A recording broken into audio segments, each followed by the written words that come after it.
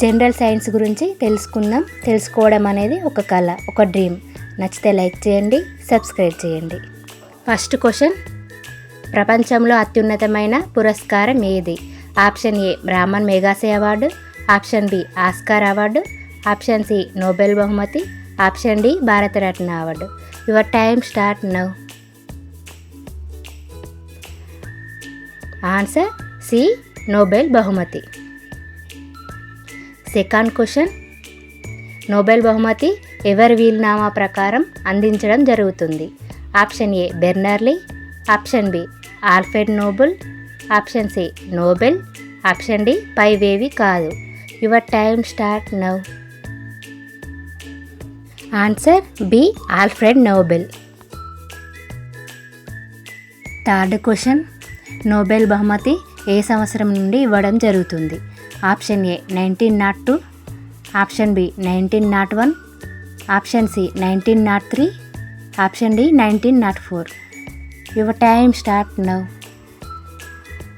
Answer B 1901. Fourth question, Nobel బహుమతి ఏ రంగాల్లో ఇవ్వడం జరుగుతుంది?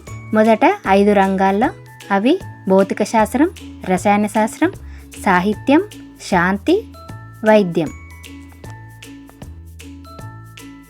ఫిఫ్త్ క్వశ్చన్, కొత్తగా ఏ రంగంలో నోబెల్ బహుమతి ఇవ్వడం జరుగుతుంది?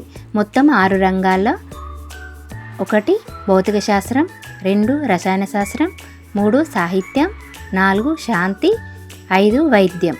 కొత్తగా చేర్చింది 6th ఆర్థిక రంగంలో. సిక్స్త్ క్వశ్చన్, భారతదేశంలో అత్యున్నతమైన అవార్డు ఏది? Option A Bharat Ratna, option B Padma అవార్డులు, ఆప్షన్ సి సాహిత్య అవార్డులు, ఆప్షన్ డి సైనిక పురస్కారాలు. Your time start now. Answer A Bharat Ratna.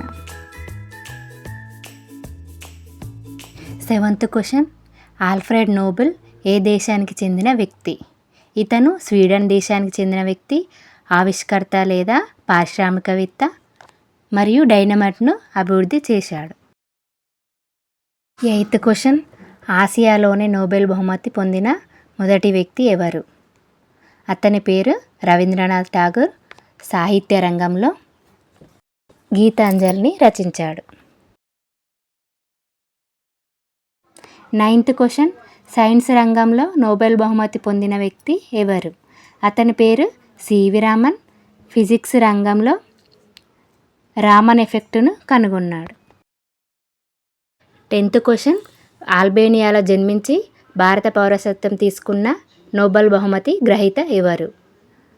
ఆమె పేరు మదర్ తెరిసా.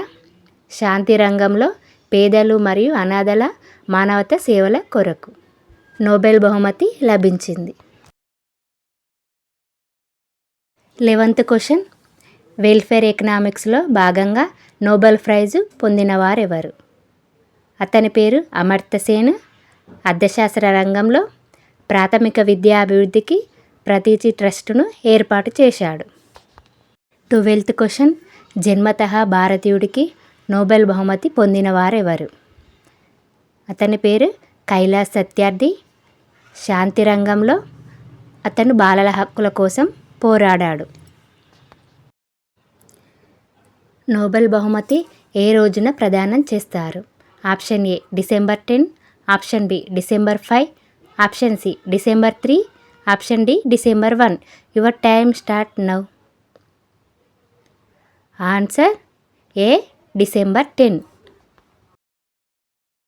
అతి చిన్న వయసులో నోబెల్ బహుమతి ఎంపికైన వ్యక్తి ఎవరు?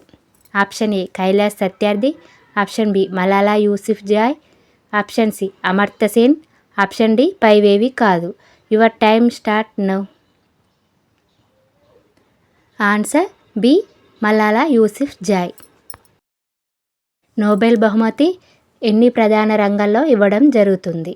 Option A 5, option B 6, option C 3, option D 7. Your time start now. Answer B 6. Nobel శాంతి బహుమతి ఎక్కడ ప్రదానం చేస్తారు? Option A Sweden, option B London, option C Norway, option D పైవేవి కాదు. Your time start now. Answer C Norway.